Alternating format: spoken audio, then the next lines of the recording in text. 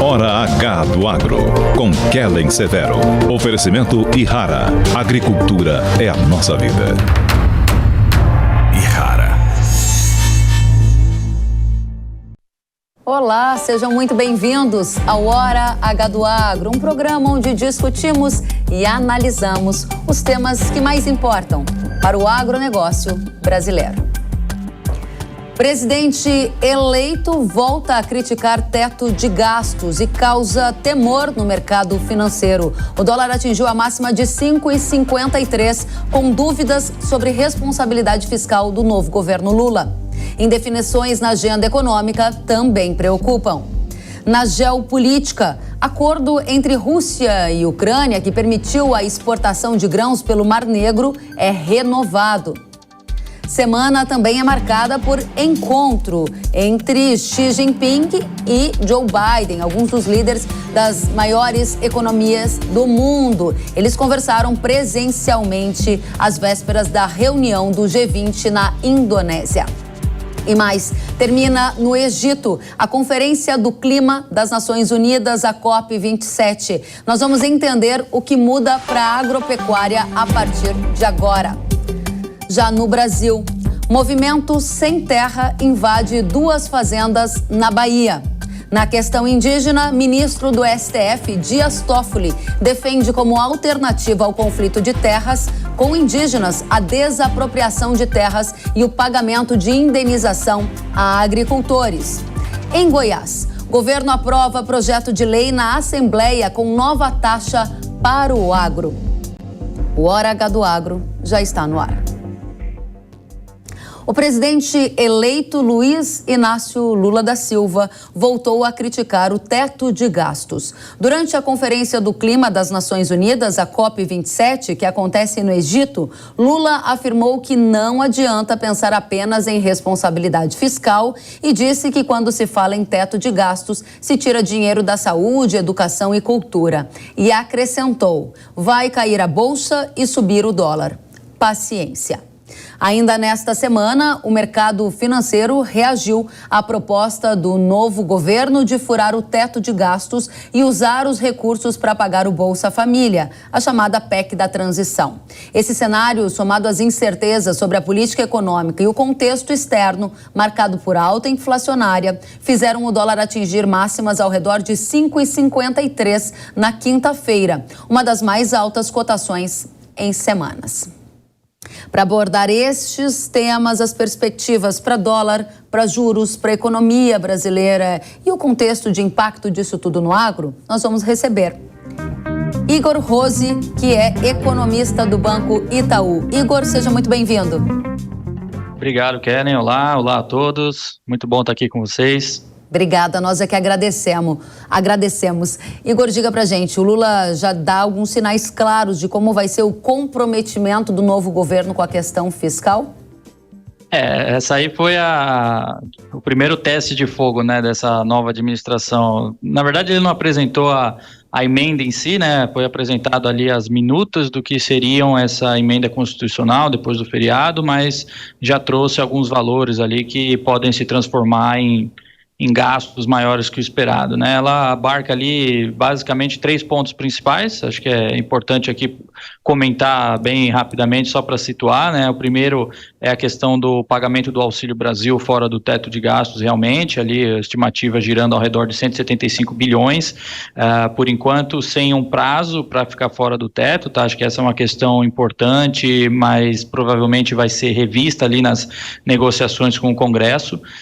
O segundo ponto, aí já é bem menor, né, ali mais ou menos uns 23 bilhões, seria que o excesso de arrecadação do governo, quando acontecesse, que ele seria destinado a investimentos, uma parte desse excesso seria destinado a investimentos, tá? Então, também ficaria fora do teto de gastos. E um terceiro eixo dessa minuta foi a questão da receita das universidades, esse é bem menor em termos ali de montantes, né, mais ou menos uns 2 bilhões, mas também apareceu ali no texto. Então, quando você olha para tudo isso, o que você tem? Você tem basicamente um valor final que é muito maior do que seria necessário somente para realmente pagar o Auxílio Brasil, mesmo incluindo aquele adicional que chegou a ser comentado de R$150 para famílias com filhos, né? Ou seja, esse primeiro teste ali da nova administração, ele já veio com bastante emoção, mas está longe de estar finalizado, tá? Agora é questão realmente de acompanhar como que vai ser esse processo de negociação de tudo isso com o Congresso, até eventualmente uma aprovação que pode ocorrer até o final do ano, mas eu diria que por enquanto começou meio ali emocionante, mas não tem nada definido ainda, tá? Interessante, porque você usou a palavra emoção algumas vezes para definir esse ambiente de mercado que observa as falas do presidente eleito Lula e observa também pistas de como pode ser a questão fiscal, o endereçamento da questão fiscal nesta nova era, e ainda há uma tentativa de entender qual vai ser a política econômica do governo do PT. Quando você falou em emoção, me lembrei de um gráfico que circulou muito nas redes sociais essa semana, que mostrou uma disparada do Risco Brasil. Vou pedir para a produção colocar no ar esse gráfico e você explicar para a gente, Igor, porque o mercado reagiu com uma forte emoção ao que o Lula disse lá na COP, né? Paciência se a bolsa cair e o dólar subir, e uma sinalização de que a parte fiscal não deve ser necessariamente uma prioridade. Explica pra gente o que esse gráfico tem a nos dizer. De fato, essa medida aí, o famoso risco país, né, que nada mais é do que o CDS, né, que o pessoal, que é como se fosse um seguro para dívida, tá? Dívida pública, no caso aqui que a gente está tratando. Então, se esse preço do seguro fica mais caro, o mercado está entendendo que ficou mais arriscado. Então, por isso que a gente fala que o risco país subiu. E o inverso vale também, né? Quando você tem uma sensação de que as coisas estão indo para um caminho mais correto, a sensação de risco diminui, e você não precisa pagar tanto num seguro para dívida, tá? Então aí essa medida de risco ela cai. E o fato é que circulou bastante essa imagem mesmo, acho que até no pior momento, ela fez um pico logo depois das primeiras declarações, ao longo do dia foi voltando um pouquinho, mas esse pico, essa alta foi justamente porque uma parte do mercado entendeu que esses valores, eles prejudicam, né, por eles serem bem maiores do que o esperado, eles podem prejudicar num médio prazo as perspectivas para as contas públicas, tá? Num país como o Brasil, que já tem um endividamento elevado, um endividamento público elevado, qualquer indicação de aumento de gasto, ela é bastante investigada para ver se de fato faz sentido essa despesa naquele momento, se ela vai ser compensada de alguma forma ou não, por exemplo, com cortes em outras áreas ou aumentos de tributos. Por hora, a gente não teve grandes indicações sobre isso, tá? Então, foi um dos motivos que teve essa alta de risco, porque o mercado, de fato, entende que pode haver essa piora da trajetória de endividamento e por isso que as medidas de risco refletiram essa sensação, tá? Acho que vale comentar, depois a gente mostra uma arte também sobre questão de juros, mas a mesma coisa, o mesmo raciocínio vale para juros de longo prazo, né? É um jeito de tentar precificar a saúde econômica de um país, e subiram bastante também porque os poupadores passaram a exigir um prêmio maior para segurar esses títulos. A mesma noção, ficou mais arriscado, ou pelo menos tem essa sensação de que ficou mais arriscado, e os indicadores refletem isso, um aumento do risco, um aumento do retorno também, tá? Importante, porque você está falando sobre percepção do mercado de que aumentou o risco, dúvidas sobre a política econômica, a gente não tem muita clareza, tem mais perguntas do que respostas, e alguns sinais que podem colocar em xeque ali a trajetória fiscal do país numa nova era em que a esquerda assume a liderança do governo. Aí a gente observa alguns efeitos desses sinais. Um deles foi justamente a cotação do dólar, que atingiu essa máxima que a nossa audiência está vendo na tela, ao redor de 5,53 nesta semana. Depois, inclusive, Igor, da gente ter visto há poucos dias o dólar ali ao redor de 5,2. E aí eu gostaria que você explicasse para a nossa audiência. Lembro muito bem de vários economistas nos dizerem que o Brasil estava muito bem posicionado num contexto externo de problemas na Europa, desaceleração na China, risco de recessão nos Estados Unidos, economia brasileira indo bem, atraía capital e o dólar acabou chegando a essas taxas de 5,2. Bastou alguns sinais de uma mudança, eu entendo que seria na política econômica, e você me corrige se você não entender dessa forma, mais as declarações que podem levar a uma perda de controle fiscal para o dólar escalar para 5,53. Qual é a sua visão sobre esse movimento e a tendência para dólar de agora em diante? Câmbio é difícil, né? De fato, ele vem mexendo bastante mesmo, tá? Seja para cima ou nos últimos dias para baixo, né? Desvalorizando frente ao dólar, muito por conta desse fiscal que está muito incerto.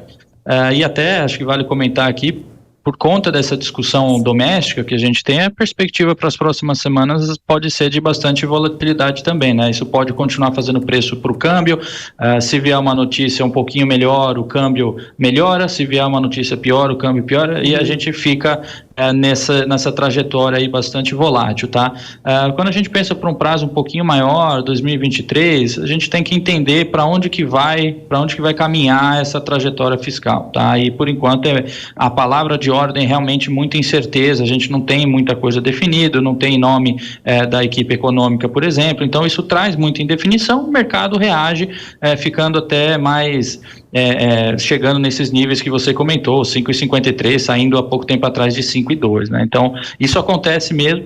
Quando a gente pensa projeção para médio prazo, tentando excluir um pouco esses ruídos da conta, mas tentando olhar mais para o que já vai ser aprovado, a gente estava com uma cabeça de $1 a 5,50 no ano que vem, tá? Mas isso condicional a você ter algumas escolhas um pouco mais pé no chão no fronte fiscal, tá? Pode acabar não se materializando dependendo de onde vão essas discussões aí nas próximas semanas, tá? Quando você fala pode acabar não se materializando, é meu dever enquanto jornalista te perguntar, se as decisões não forem pé no chão, como você disse, isso daria fôlego para um dólar mais próximo de 6? Eu sei que essa pergunta pode parecer bastante especulativa, mas ela tem um contexto dentro dessas escolhas do governo eleito e o contexto de consequente e contínua elevação de alta de juros nos Estados Unidos. Não consequente, mas sim contínua lá no governo norte-americano. São dois fatores altistas para dólar, não são? Sim, com certeza. Assim, é difícil dizer, vai bater em 6, mas hoje você tem um conjunto de fatores todos apontando para, de fato, um risco mais para cima no caso do dólar, né? Você tem um cenário externo com os juros americanos subindo aí para patamares muito acima da média dos últimos anos, dos últimos 10 anos, tá? Aqui no Brasil você tem essa discussão fiscal e a gente já tem um ponto de partida de um câmbio que, se a gente olhar a média dos últimos dias, é na casa dos 5,40 até 5,50, se você preferir. Então, hoje a gente tem essa projeção de 5,50, mas eu diria que, olhando para todos esses fatores, tem um risco de alta para a nossa projeção, sim, tá? Perfeito. Só para amarrar o tema câmbio e a gente passar para juros, mais o importante do que acertar se é 5,50 ou 6 é acertar a direção. O que você está nos dizendo é que aquele movimento visto, eu vou colocar aqui como até pré-eleição, ou um pouquinho depois da eleição isso ainda continuou, de atratividade de investidores estrangeiros pelo Brasil, encharcando aqui o mercado brasileiro de dólares e levando a uma taxa ao redor de 5,2, isso é tema do passado. A partir de agora, a linha que você enxerga é de dólar para cima, pelos riscos domésticos e externos? Eu não diria que é parte do passado, tá, Kelly? Na verdade, eu acho que se a gente tiver uma boa solução para o problema fiscal, esses fatores voltam e eles são muito positivos para o Brasil, né? O Brasil continua um país bem posicionado, quando a gente olha a perspectiva de crescimento, o restante do mundo vai estar uma boa parte em recessão. O Brasil vai crescer no ano que vem, né? A gente ainda tem juros altos no Brasil, então... Esses fatores continuam sendo relevantes, é que hoje você tem um adicional que é esse risco fiscal. Se a gente tiver uma boa solução desse lado, se nós fizermos nossa lição de casa direitinho e esse risco sair, ou pelo menos diminuir um pouco, eu vejo espaço para um câmbio até mais valorizado. Então, a minha resposta é meio para lá, meio para cá, mas de fato eu acho que agora a gente está no momento que vai ser um divisor de águas. Ou a gente apresenta uma boa solução, ou as coisas vão ficar realmente mais para esse lado de câmbio mais depreciado, enfim, acaba impactando aí do jeito que a gente já conversou, mas pode ter o outro lado também, que se a gente acertar, pode ser melhor do que o esperado. Muito bem, você mencionava juros e a gente vai agora para a nossa terceira rodada, digamos assim. A gente se estendeu um pouquinho no câmbio e é justamente na rodada onde você preparou uma arte mostrando para a gente os juros de 10 anos. Muitos agricultores, eles estavam ali querendo saber se havia condição para investir. E aí eles entendiam que podia haver uma queda dos juros no próximo ano a partir da política econômica que vinha sendo adotada no governo Bolsonaro. Com as mudanças que se avizinham, a gente não vai ter mais queda de juros tão cedo? O que esse gráfico está mostrando para a gente? Esse gráfico aí é basicamente a curva pré, tá, de 10 anos, então é um jeito de você olhar para a saúde econômica, tá? Se você acha que o seu país ele é mais organizado, se ele tem uma saúde financeira boa, você pode cobrar, o risco dele é menor, você pode cobrar um retorno menor também, que se reflete imediatamente nos juros. Então, o inverso vale também. Se os juros subiu, entende-se que o risco aumentou, tá? As duas ideias trabalham muito próximas. E quando a gente pensa como que é o impacto disso para a política monetária, para os juros de curto prazo, taxa Selic, por exemplo, acho que ainda é muito difícil bater o martelo, tá? Acho que até talvez mais do que o câmbio, porque não tem nada definido ainda nessa questão da PEC, né? Como eu falei no início, o que foi apresentado não foi nem o projeto em si, mas sim uma minuta do que pode vir a ser o projeto. E o Banco Central ele não trabalha com rumores, né? Ele trabalha com fatos, tá? Mas o que a gente pode de fato estimar é que se as escolhas fiscais forem por um caminho pior do que o esperado, aí esse aumento de risco o país, esse aumento do câmbio que a gente comentou aqui, aí pode sim acabar impactando a trajetória da política monetária, tá? O Banco Central pode optar por postergar o ciclo do corte de juros, por exemplo, ou dependendo do nível de incerteza, de estresse, até mesmo retomar esse ciclo de alta que tinha sido interrompido, tá? Mas, de novo, por enquanto não tem nada concreto, eu acho que o Banco Central ele vai fornecer sinalizações para um lado, para o outro, tentando balizar essa discussão, mas sem se comprometer, sem tomar uma decisão, ainda está tudo muito em aberto, tá? Muito bem. Igor Rose, economista do Itaú Unibanco, quero agradecer pela presença e aqui deixar o convite para você voltar mais vezes. Até a próxima. Até a próxima, pessoal. Tchau, tchau. Obrigada. E nesta semana ganhou destaque na geopolítica o míssil que atingiu a Polônia e matou 2 pessoas. A Polônia é país membro da Organização do Tratado do Atlântico Norte, a OTAN. A notícia acendeu um alerta sobre uma eventual escalada da guerra, já que a política da OTAN é a de mexeu com um, mexeu com todos. Mas apurações preliminares indicaram que o projétil fazia parte do sistema de defesa antiaérea da Ucrânia e não da Rússia. Também nesta semana, o presidente da Ucrânia, Volodymyr Zelensky, visitou a cidade de Kherson, no sul do país, que foi reconquistada na semana anterior. A população foi às ruas comemorar, enquanto Zelensky disse que esta última vitória militar marca o início do fim da guerra contra a Rússia.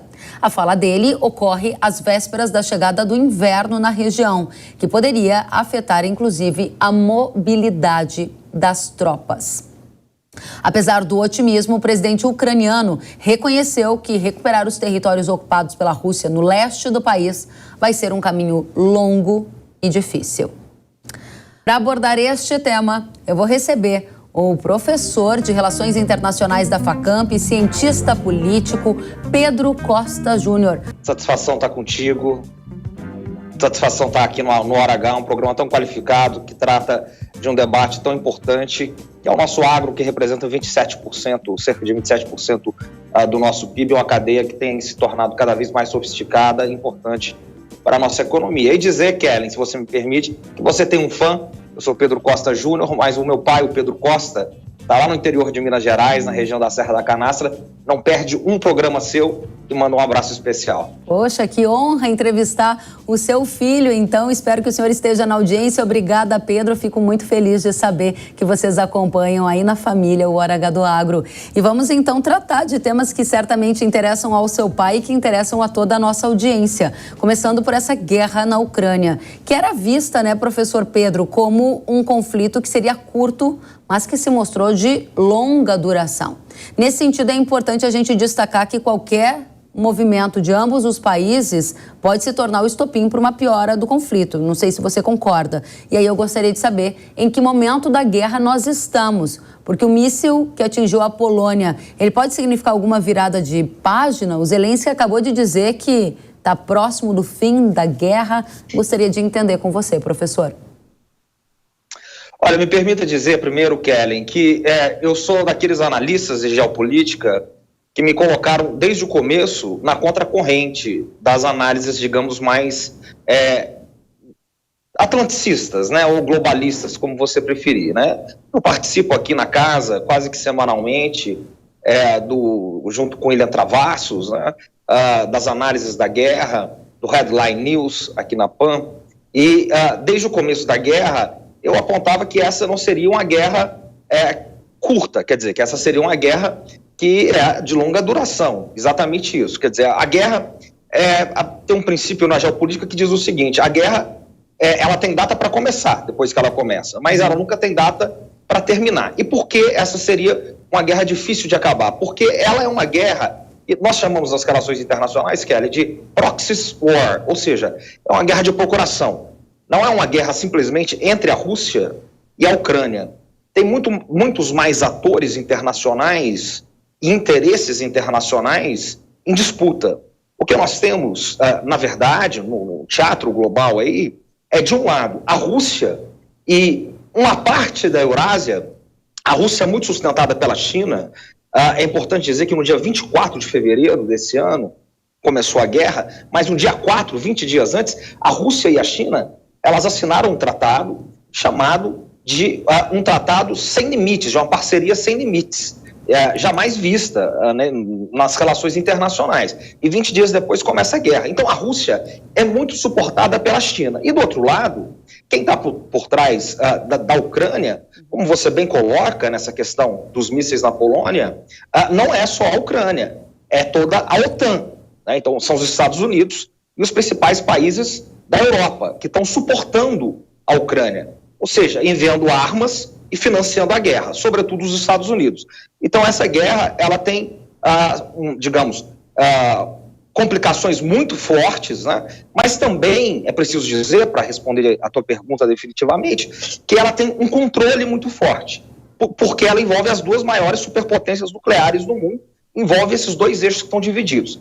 Então o próprio Biden disse que ele não mandaria tropas para a guerra. Por quê? Porque, nas palavras dele, isso significaria o Armagedon, o fim do mundo. E o Putin, a mesma coisa. Então, eles sabem que essa guerra não pode escalar. Essa guerra não pode escalar, mas ela vai acabar logo, como o Zelensky disse, que é o início do fim, porque isso é um dos tópicos, este é um dos tópicos mais importantes para a comunidade do agro, que é um dos setores, repito, mais internacionalizados da economia brasileira e que sofre efeitos, seja na formação de preços de alimentos nos mercados internacionais, seja na formação de custos de insumos que vêm de diferentes regiões do mundo. Objetivamente, professor, qual a sua visão? A guerra está próxima do fim ou ela ainda vai durar muito tempo? Perfeito. Digamos que agora, Kellen, abriu uma brecha para uma negociação de paz. Quer dizer, nós temos sinais disso. Né? Então, a primeira coisa que a gente nota é que há uma fadiga da guerra, há um cansaço nítido, né? E esse cansaço, essa fadiga, ela é global, há um desgaste global. Então, porque a guerra, ela afeta o mundo todo, como você bem coloca. Ela afeta o nosso agro e ela afeta, principalmente, os parceiros norte-americanos que se envolveram na guerra, que é exatamente os parceiros europeus, da União Europeia, o G7, que estava reunido agora. Então, o que passa a Europa agora? A Europa passa por uma inflação muito forte, que eles não estão acostumados com essa inflação, e eles passam por uma privação de energia. E eles vão entrar no inverno. Então, é uma situação, digamos, de cataclismo. Né? Você percebe que a Inglaterra, né, quer dizer, o principal aliado dos Estados Unidos e que mais mandou armas e dinheiro no começo da guerra, acabou de ter 3 primeiros ministros em menos de 2 meses. A Itália acabou de cair 2 líderes também da mesma maneira. Na França, o Macron não consegue montar uma coalizão. Então, digamos assim, o Ocidente europeu está em crise. Ao mesmo tempo, o Biden enfrenta a maior inflação nos últimos 40 anos. Isso tem a ver com o preço das energias, com o preço dos alimentos, da energia, dos grãos, tudo isso, que são efeitos diretos da guerra. E o Biden acabou de perder a maioria no Congresso americano, como era previsto, né? E o Trump acaba de lançar a candidatura dele para daqui 2 anos, percebe? Então, a situação, digamos, do ponto de vista ocidental, é muito difícil, né? E a retomada de Kherson, por outro lado, segundo algumas análises, né, ela pode ter sido negociada, no sentido de o Putin vai cedendo daqui e, ao mesmo tempo, o Zelensky vai pedindo a paz e aceitando também que outros territórios sejam incorporados à Rússia. Então, digamos que abriu-se uma janela para a paz. Interessantíssimo, professor, porque isso é bastante relevante para a nossa audiência tentar projetar o futuro. Vou colocar mais um elemento nessa lista que o senhor falou, desde a alta inflação em países do Ocidente, os efeitos de como isso corrói a economia, e a economia é um alicerce para capital político, então o senhor está aí colocando alguns dos sinais que enxerga nesse momento que abririam esse espaço para um acordo de paz, entre outros fatores que o senhor citou. Quero acrescentar um elemento desta semana para sua análise, porque o acordo de exportação de grão é o tema que eu vou voltar em um minutinho para a gente tratar. Eu espero você. É isso mesmo, o acordo de exportação de grãos pelo Mar Negro, ele foi renovado por mais 120 dias. O tratado, que foi assinado no fim de julho entre Rússia e Ucrânia, com a mediação da Organização das Nações Unidas, iria expirar neste sábado e havia grandes expectativas sobre uma renovação. Segundo a ONU, com o corredor de exportação estabelecido, foi possível exportar 9.500.000 toneladas de grãos e alimentos ucranianos até o fim de outubro. Ou seja, houve uma renovação do acordo de grãos pelo Mar Negro. E aí, professor, a minha pergunta é: o que isso indica em relação à temperatura da guerra? Como funciona essa estratégia de Putin de permitir essa renovação desse corredor? É mais um sinal que o senhor compõe para dizer que a gente pode estar mais próximo do fim da guerra? É mais um sinal, dentre vários sinais que vêm sendo apontados desde o começo da guerra, que pode-se haver uma abertura, né? Mais uma vez, isso são janelas para apontar um possível fim da guerra, que estão se correlacionando, né? Quer dizer, há uma confluência de fatores que podem apontar isso. Mas é preciso ressaltar, Kellen, que isso não significa necessariamente que a guerra está chegando ao seu fim. Isso não pode ser cravado por ninguém. Esse é, digamos assim, um embate, né, nas relações internacionais. Por quê?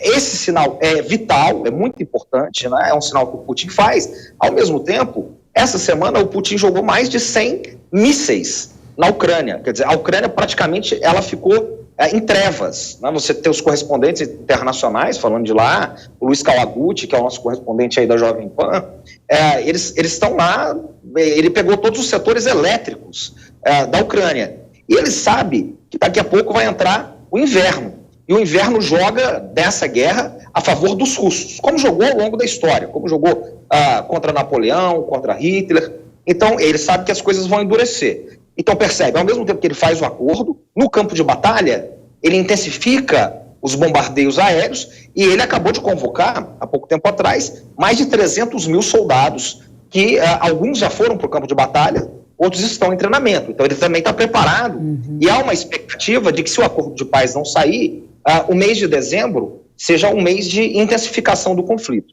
Então, tem que olhar para os dois lados. Interessante o ponto. Para a gente amarrar esse aspecto ainda, o senhor disse que, se o acordo de paz não sair, o mês de dezembro será de intensificação dos conflitos. O que a Rússia efetivamente quer? Qual o próximo passo, se houver essa intensificação dos conflitos, na sua visão, com a chegada do inverno, que é um desafio para o Ocidente? Pois a Rússia ela vai fazendo a guerra no tempo dela. O tempo russo é diferente do tempo dos ocidentais. Eu acho que talvez esse é o grande enigma para a gente tentar ler a guerra, que fica mais complexo do ponto de vista nosso aqui, dos ocidentais. Então o Putin ele faz a guerra no tempo dele. O interesse dele, muito claro, desde o começo, era a região do Donbass, quer dizer, a região de Lugansk, a região de Donetsk, né? Essa região que ligava até a Crimeia, que ele já tinha tomado em 2014, essa região prioritária dele, e defender os interesses dele ali. Agora, é muito importante a gente dizer que há uma pressão externa também sobre o Putin. Quer dizer, essa reunião do G20, que a gente pode falar um pouco sobre isso, né? Houve um encontro de Biden e Xi Jinping, né? Quer dizer, os dois maiores líderes globais do mundo, econômicos do mundo, e ali certamente há pressões de lado a lado para que esse conflito, de certa maneira, dos seus aliados tenham um término. Por quê?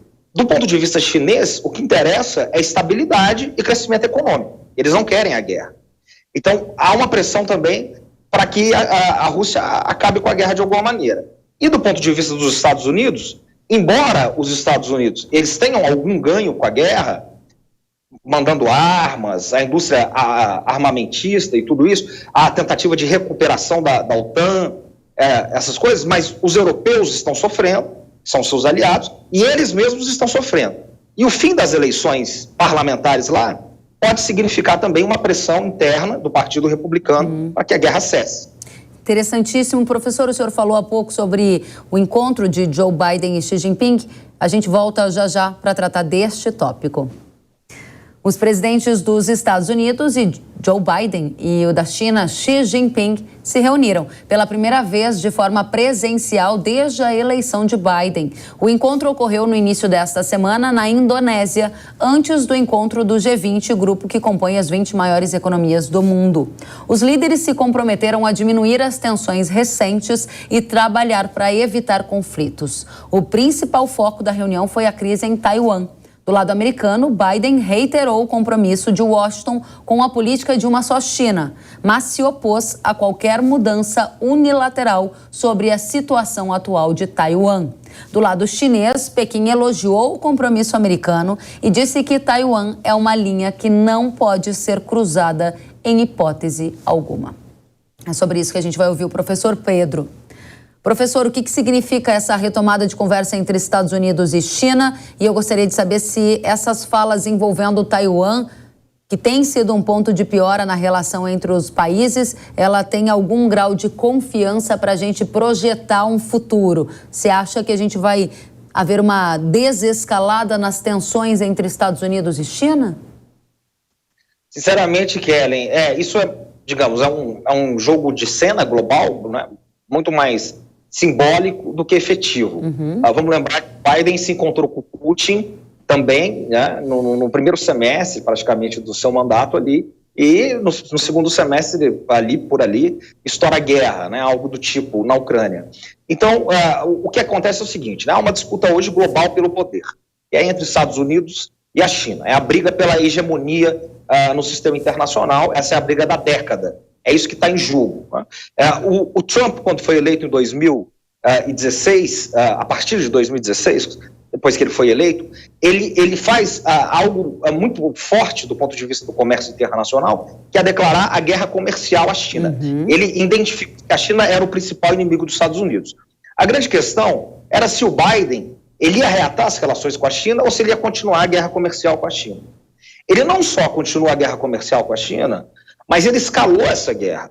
Ele transforma essa guerra bem ao estilo dos democratas, que é também uma guerra de valores, ou seja, uma guerra de direitos humanos, uma guerra de meio ambiente, uma guerra de questões humanitárias. Então ele intensifica a guerra. Vamos lembrar da Nancy Pelosi, a presidente do Congresso americano, fazer uma visita gratuita a Taiwan para provocar os chineses, percebe? Então, desse ponto de vista, é importante essas declarações, mas as tensões elas devem continuar se escalando e essa é a grande disputa global. Esses são os dois principais atores globais do sistema internacional na próxima década. Interessantíssimo, professor. Foi uma grande satisfação ouvi-lo. Tenho certeza que a nossa audiência do Agro se sente mais preparada para analisar, compreender o cenário geopolítico, já que a geopolítica tem sido um dos principais temas de impacto no agronegócio brasileiro. Quero agradecer Pedro Costa Júnior, cientista político e professor de Relações Internacionais da Facamp. Um abraço a você e a toda a família do professor Pedro que nos acompanha. Volte sempre, professor. Obrigado, Kellen. Eu quem agradeço. Só lembrando que a próxima cúpula do G20 é na Índia e depois é no Brasil. Ótimo. Obrigada pelo lembrete, pelo destaque. Terminou na sexta-feira a Conferência do Clima das Nações Unidas, que aconteceu no Egito. Neste ano, a COP27 foi considerada a COP da implementação, onde os países e empresas apresentaram planos de como irão atingir as metas climáticas que tiveram as ambições elevadas na COP anterior. Para entendermos o que muda para o agro após a COP27, nós vamos receber o pesquisador da Embrapa Meio Ambiente, Marcelo Morandi, que esteve na COP27 lá no Egito e acompanhou todas as negociações. Marcelo, seja bem-vindo ao Hora H do Agro. Obrigado, Kellen. Sempre um prazer estar aqui com você. Da mesma forma. Na prática, conte pra gente o que muda para o agronegócio com o fim da COP27. É importante a gente entender as COPs, Kellen, olhando sobre duas óticas. Uma são duas agendas. Uma é o que a gente chama da agenda de promoção. Nessa agenda estão as ações governamentais, estão as ações do terceiro setor e estão as iniciativas privadas.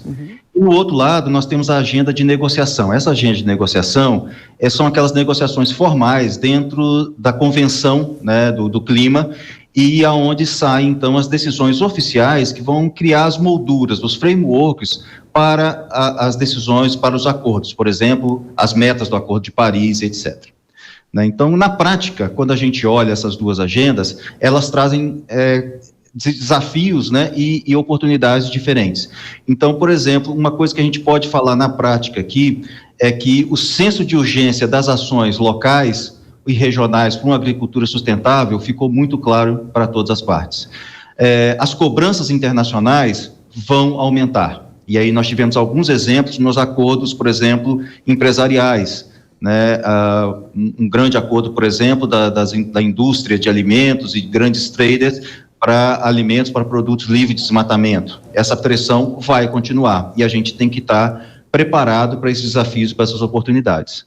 No campo das negociações formais, só para concluir aqui rapidamente, no campo das negociações formais, essas discussões são mais lentas, né? Então os avanços aparentemente na prática são menos claros no dia a dia, mas a gente pode trazer aqui ao longo da conversa alguns desafios que nós vamos ter com essas decisões. Gostaria que o senhor já adiantasse, porque o que eu percebi nessa primeira fala é que você está dizendo que os planos, do ponto de vista da iniciativa privada, eles estão mais acelerados do que as negociações formais, mas disse que há alguns elementos nas negociações formais que importam para o agro. Quais são eles os principais? Professor, se puder, ou melhor, Marcelo, se puder já antecipar para a nossa audiência. Tá ok.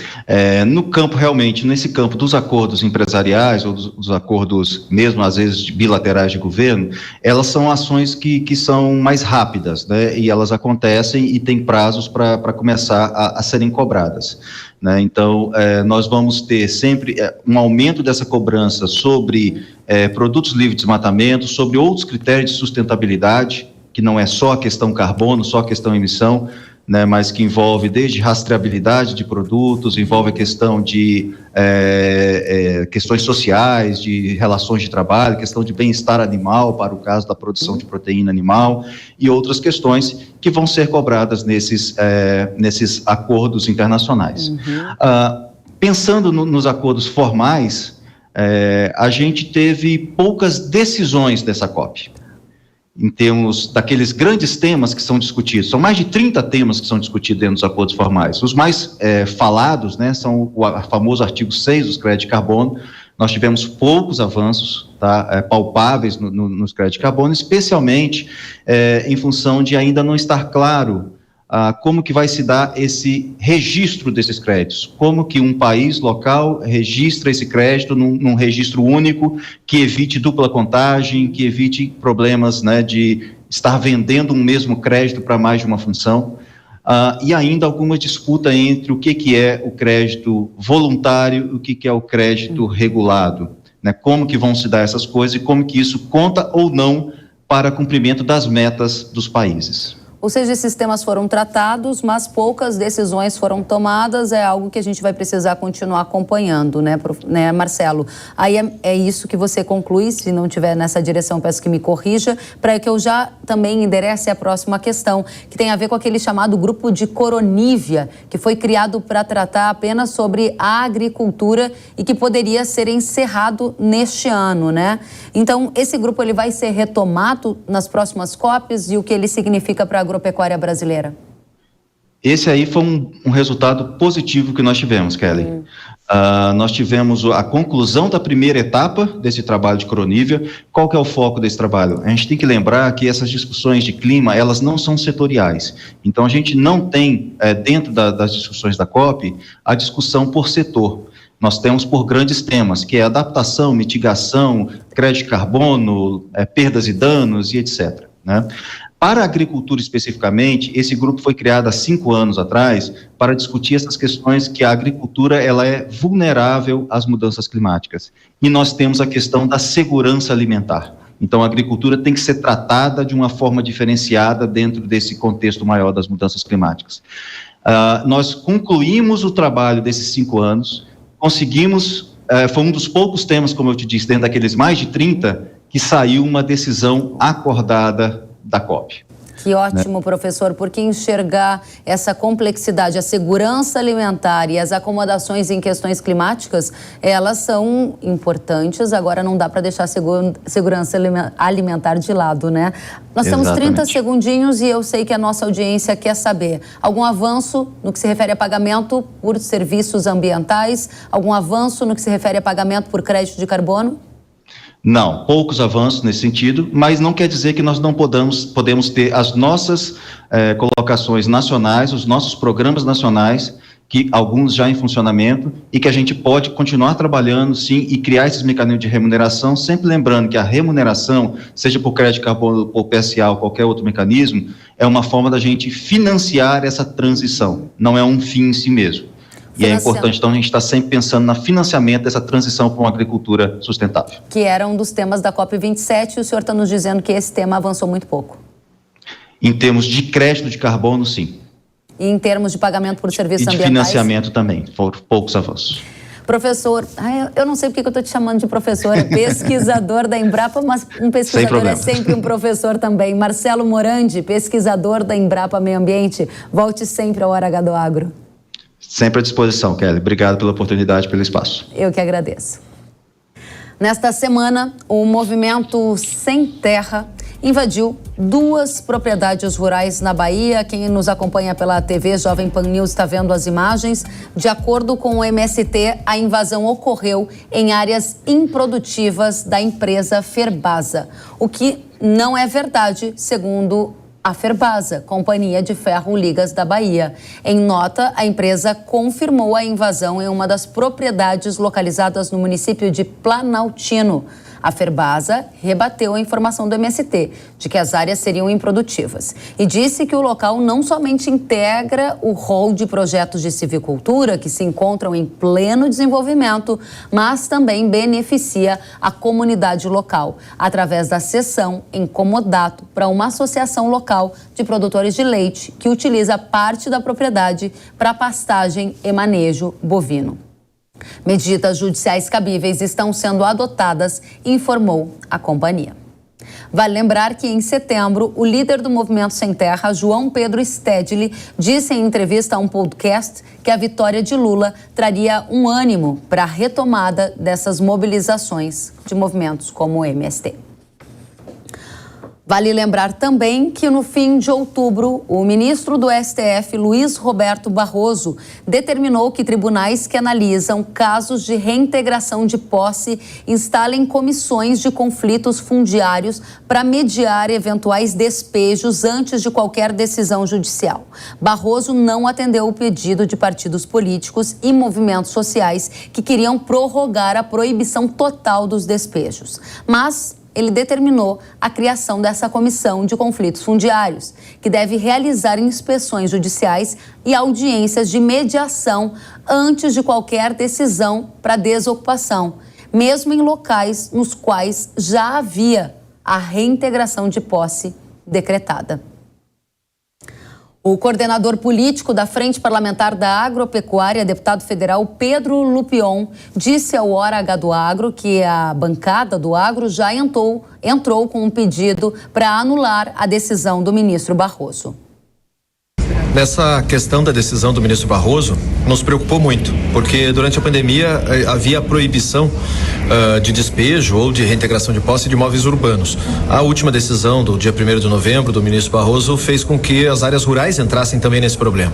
Então nós entramos com um projeto de decreto legislativo, um PDL, para que a gente possa assustar essa decisão e, por outro lado, estamos também tentando contato com o ministro e com outros ministros da STF para que eles compreendam que o projeto original, ou seja, o objetivo original da legislação e do decreto à época era que não houvesse o despejo de áreas urbanas, mas em momento algum nós falamos de questões agrárias. Isso nos preocupa muito. Com o governo que está vindo aí, que incentiva invasões de terra, nos preocupa demais que a gente não possa ter as nossas reintegrações de posse. É segurança jurídica para o campo a nossa preocupação. Deputado Lupion, muito obrigada pelos esclarecimentos aqui ao Hora H do Agro.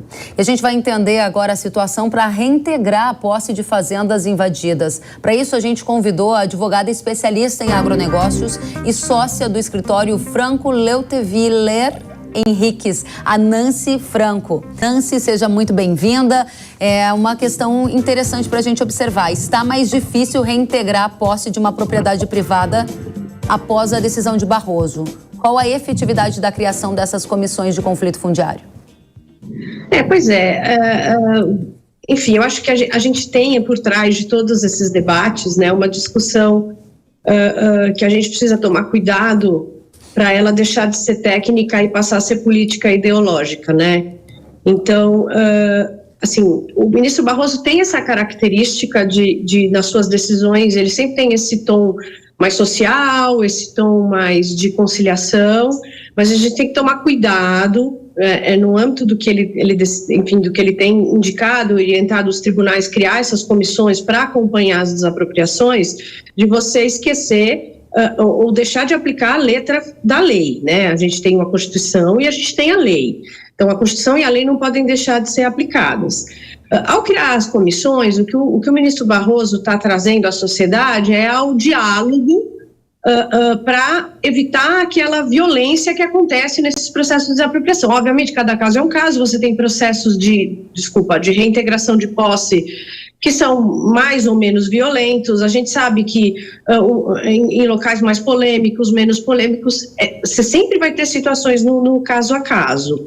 Mas a gente não, o que ele está fazendo é criando uma ferramenta, enfim, um grupo de pessoas que possam trabalhar na mediação para evitar esta violência. Mas a gente tem que tomar cuidado, porque às vezes a mensagem que ele passa ao dizer isso é que vai ser mais fácil, e isso, né? Esse que é um problema, vai ser mais fácil você invadir áreas, porque ainda tem que passar pela comissão, ainda precisa ter o diálogo e tal, e aí você acaba fomentando uma coisa muito perigosa, ainda mais no momento político atual que o país vive de polarização, né? Nancy, uma questão importante que você coloca são os sinais que isso dá e mais ainda a condição hoje de algum produtor que tiver a sua propriedade privada invadida, qual é o sucesso que ele vai ter para reintegrar a posse desta área que lhe pertence. Objetivamente, a minha pergunta é, com a criação dessas comissões, o seu entendimento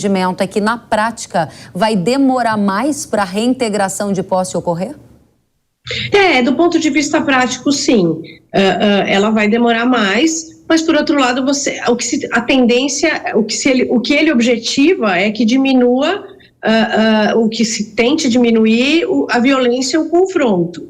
Mas eu acho que é importante, eu acho que talvez tenha faltado um pouco na fala do ministro Barroso, é deixar o recado de que, independente de você se criar uma comissão para diminuir a violência, acordar a desocupação, porque às vezes na desocupação eles separam as famílias, então realmente existe uma questão prática ali que ele está tentando conciliar, só que talvez tenha faltado por parte dele deixar o recado claro de que a lei e a propriedade privada tem que ser protegida, porque isso reflete inclusive, enfim, nas próprias relações, né, no campo. Com certeza, a tensão social no campo tende a aumentar, né, quando essas regras não ficam tão claras. Muito obrigada, Nancy Franco, pelos seus esclarecimentos. A Nancy, que é especialista em agronegócio e sócia do escritório Franco Leuteviller Henriques Advogados. Volte sempre. Até a próxima, Nancy. Muito obrigada. Agora, sobre questão indígena. Nesta semana, o ministro do Supremo Tribunal Federal, Dias Toffoli, defendeu o pagamento de indenização pelo Estado para produtores rurais que possuem propriedades em áreas que apresentam algum tipo de conflito de terra com indígenas. A fala ocorreu durante um evento em Nova York, realizado pelo Grupo de Líderes Empresariais. Segundo Toffoli, apesar da existência do marco temporal de terras indígenas, há locais que apresentam conflitos e que uma solução seria a desapropriação através do pagamento de uma indenização. Vamos conferir. Isso é uma questão que foi, por solução do meu predecessor na cadeira, não é, ministro Gilmar, ministro Lewandowski, que lá estavam, eu ainda não era, eu era advogado geral, e estabeleceram aqueles marcos temporais para trazer uma pacificação e uma solução. Agora, há locais que, independente do marco temporal, tem conflitos, e aí o Estado tem que resolver esses conflitos, notadamente no Mato Grosso do Sul, e aí existem outras alternativas que podem ser utilizadas, que, por exemplo, é a desapropriação com o pagamento das indenizações para, do ponto de vista material, recompor, uma vez que no caso das terras indígenas não há essa indenização por conta de se ter a Constituição colocado como terras originárias. E há locais que foram urbanos. O caso de São Miguel Paulista, quem conhece bem a cidade de São Paulo, ele chegou ao Supremo, porque havia uma demanda de que todo aquele bairro era uma terra indígena, então deveria ser devolvido aos indígenas. Então, essa é uma questão que nós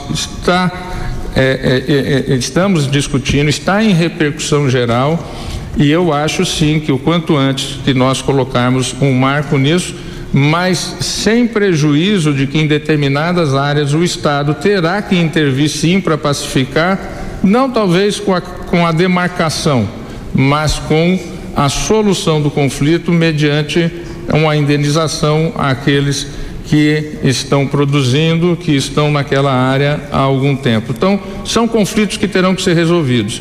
E o Supremo tem enfrentado esses temas. O Supremo tem enfrentado esses temas e vai enfrentar esse tema do marco temporal. Muitas vezes há uma demora, porque essa demora é necessária para maturar melhor a decisão e ter, sem dúvida nenhuma, a possibilidade de resolver o conflito. Porque não adianta só estabelecer o marco temporal se o conflito continuar. Se o conflito continuar, não é uma decisão do Supremo que vai resolver. Nós temos que ter, ao lado dessa decisão, uma política pública devidamente delineada. Vale lembrar que a decisão sobre o marco temporal das terras indígenas está no STF com o placar empatado, com um voto favorável à manutenção do marco e um outro contra. O marco temporal determina que indígenas podem requerer aumento da demarcação de terras para áreas ocupadas por eles até 1988, data da assinatura da Constituição. Ao Hora H do Agro, o Supremo Tribunal Federal informou que ainda não há previsão de data para a retomada do julgamento do marco temporal das terras indígenas no plenário da Corte. Mas em setembro deste ano, a ministra do STF, Rosa Weber, afirmou em encontro com indígenas que iria colocar o processo em pauta durante a sua gestão como a presidente do STF. Fato que nos leva a entender que ocorrerá até outubro do próximo ano, quando ela então se aposentará. E uma última informação, o projeto do governador de Goiás, Ronaldo Caiado, de criar uma taxa extra para um fundo de infraestrutura com recursos do agro, foi aprovado na Assembleia Legislativa do Estado. O projeto precisa receber novamente o aval da Assembleia Legislativa em uma segunda votação para que possa seguir para a sanção do governador. Nesta primeira votação, a medida recebeu 22 votos a favor e 18 contra. Com isso, será criado um fundo para para investimento em infraestrutura com recursos de setores como a agropecuária e a mineração. A contribuição pode chegar a 1,65% sobre a comercialização de grãos como a soja, por exemplo. Eu tenho um recado para você. Chegou a hora de acelerar o ritmo da sua produção de cana. A gente já sabe que as daninhas competem com a cultura por água e nutrientes e prejudicam o cultivo, mas a produção não pode parar. E é por isso que a Yara lançou um herbicida exclusivamente desenvolvido para cana-de-açúcar. Ritmo é a solução com inovadora formulação líquida, de fácil manuseio e rápida absorção. O herbicida combate capim braquiária, mamona, cordas e outras daninhas, mantendo o seu canavial no limpo por mais tempo e com maior rendimento. Lembrando que a Yara tem um portfólio completo para proteger o seu canavial de todas as ameaças. Quer saber mais sobre ritmo? Acesse yara.com.br ou o QR Code que está aparecendo na sua tela e saiba mais. Aumente a potência no combate às daninhas com ritmo. O Hora H do Agro de hoje fica por aqui. Até a próxima semana. Tchau.